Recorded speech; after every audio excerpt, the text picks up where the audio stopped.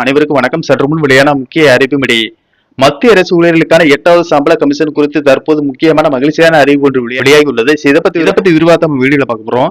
வீடியோவை கடைசி வரைக்கும் ஸ்கிப் பண்ணாம பாருங்க. வீடியோக்குள்ள போறதுக்கு முன்னாடி இந்த வீடியோக்கு லைக் பட்டனை பிரஸ் பண்ணுங்க. வாங்க வீடியோக்குள்ள போகலாம்.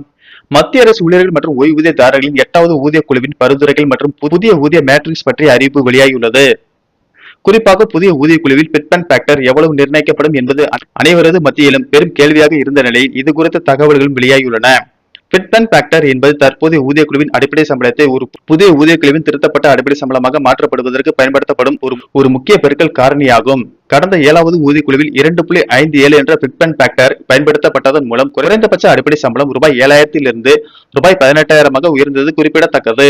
தற்போது 7வது ஊதிய குழுவில் பின்பற்றப்பட்ட அதே 2.57 பிட்மெண்ட் ஃபேக்டர் முறையே மீண்டும் 8வது ஊதிய குழுவிலும் பயன்படுத்தப்பட்டால் பல்வேறு பிரிவு அரசு ஊழியர்களின் சம்பள அமைப்பில் பிரம்மாண்ட மாற்றங்கள் ஏற்படும்.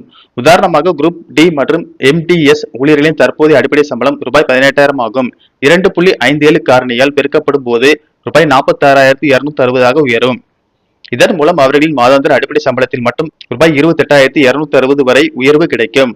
இதே போல பட்டதாரி ஆசிரியர்களுக்கான அடிப்படை சம்பளம் ரூபாய் 44,900 இருந்து உயர்ந்து தோராயமாக ரூபாய் 1,15,400 வரை எட்டும். மேலும் வகுப்பு 1 அரசியல் பதிவு பெற்ற அதிகாரிகளின் அடிப்படை சம்பளம் ரூபாய் 56,100 இருந்து உயர்ந்து ரூபாய் 1,44,200 அதிகரிக்க வாய்ப்பு உள்ளது. புதிய அடிப்படை சம்பளம் நிர்ணயிக்கப்பட்ட பிறகு தற்போது நடைமுறையில் உள்ள அகவலைப்படி மீண்டும் 0 என்ற நிலைக்கு மாற்றப்படும்.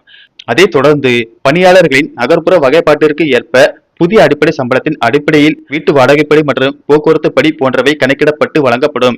நிதி ஆய்வாளர்கள் மற்றும் தொழிற்சங்கங்கள் 1.92 முதல் 2.86 வரை பல்வேறு பிட்மெண்ட் ஃபேக்டர்களுக்கான சாத்திய கூறுகளை வெளிப்படுத்தி வருகின்றன. ஒருவேளை 2.57 பிட்மெண்ட் ஃபேக்டர் அமல்படுத்தப்பட்டால் ஏற்கனவே உள்ள அகவலைப்படி புதிய அடிப்படை சம்பளத்துடன் இணைக்கப்படுவதன் மூலம் ஊழியர்கள் கைக்கு கிடைக்கும் மொத்த சம்பளத்தில் சுமார் 20% முதல் 30% வரை உண்மையான உயர்வு கிடைக்கும்.